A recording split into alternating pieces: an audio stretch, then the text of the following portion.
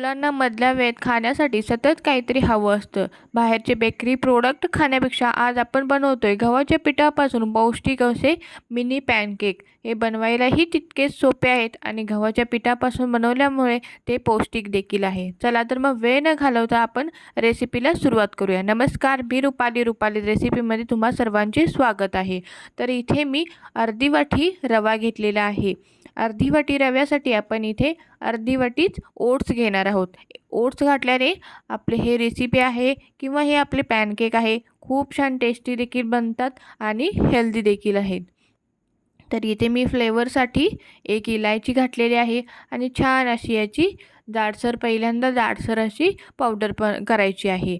त्यानंतर मी इथे 1 वाटी गूळ घातलेला आहे. गूळ घातल्यामुळे हे पॅनकेक खूप छान टेस्टी देखील लागतात. छान असं मी बारीक अशी पावडर तयार करून घेतलेली आहे. आता इथे मेन इन्ग्रीडियंट घालणार आहे, तो मी पुढे सांगणारच आहे, त्यामुळे व्हिडिओ शेवटपर्यंत पहा. इथे मी 1 वाटी गव्हाचं पीठ घेतलेलं आहे आणि आपण जे मिक्सरला फिरवलेलं जे वाटण आहे ते यामध्ये घालून घेणार आहोत. छान हाताने असं मिक्स करायचं आहे. यामध्ये गुळाचा वापर केल्यामुळे हे खायला टेस्टी देखील आहेत. साखरेचा आपण इथे अजिबात वापर करायचा नाही आहे. पॅनकेक एकदा तुम्ही नक्की करून पहा आणि आपल्या मुलांना नक्की खाऊ घाला. खायलाही टेस्टी आहेत आणि बनवायलाही अगदी सोपे आहेत. आता मी इथे थोडंसं हलकंसं किंचितचं मीठ घातलेलं आहे. कोणताही गोड पदार्थ बनवत असताना आपण जर किंचित मीठ घातलं तर त्या पदार्थाची जी चव आहे ती आणखीनच वाढते. आता मी इथे अर्धा चमचा बेकिंग सोडा आणि अर्धा चमचा बेकिंग पावडर घातलेले आहे. खूप जास्त घालू नका, नाहीतर पॅनकेक आहे ते आपण फुटू शकतात. आणि हे पॅनकेक आपण एकदम सोप्या पद्धतीने पाहणार आहोत. आता यामध्ये मी 2 चमचे कोको पावडर घातलेले आहे. तुमच्याकडे जर कोको पावडर नसेल तर तुम्ही स्किप देखील करू शकता. आता यामध्ये मी थोडंसं 1 चमचा तूप घातलेलं आहे. तेल देखील घालू शकता, पण तुपाने खूप छान टेस्टी लागतात. फ्लेवर याचा खूप छान येतो. छान याला मिक्स करायचा हाताने. मी हे 2 पद्धतीने दाखवणार आहे. जर तुमच्याकडे ओव्हन नसेल तर तुम्ही अगदी सहजपणे करू शकता. यामध्ये थोडंसं दूध घालायचं आहे आणि छान याचा घट्टसर असा गोळा तयार करायचा आहे. खूप जास्त दूध घालायचं नाही आहे. म्हणून म्हणते आहे व्हिडिओ शेवटपर्यंत पहा, जेणेकरून तुमचा केक आहे तो बिघडणार नाही.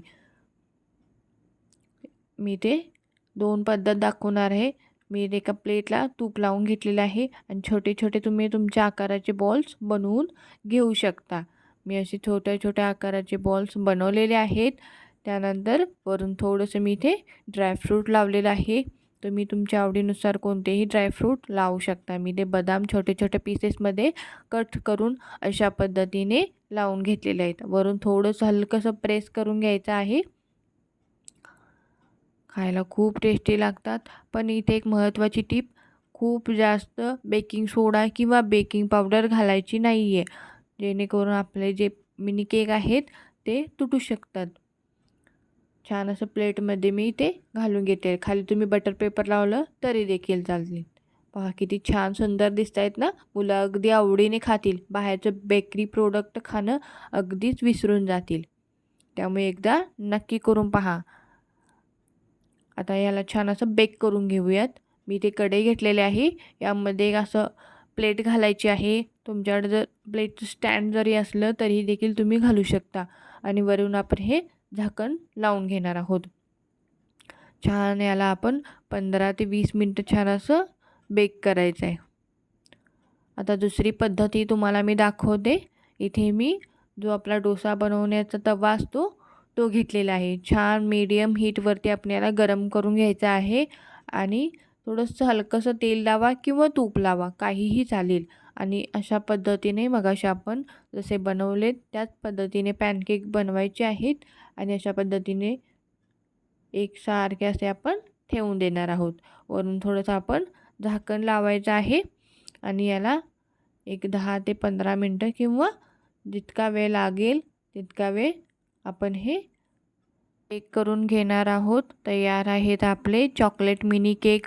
खायला खूप टेस्टी लागतात. एकदा नक्की करून पहा आणि व्हिडिओ आवडल्यास चॅनलला लाईक, शेअर आणि सबस्क्राईब करायला विसरू नका, जेणेकरून माझे नवनवीन व्हिडिओज, रेसिपीज तुमच्यापर्यंत पोहोचू शकतील.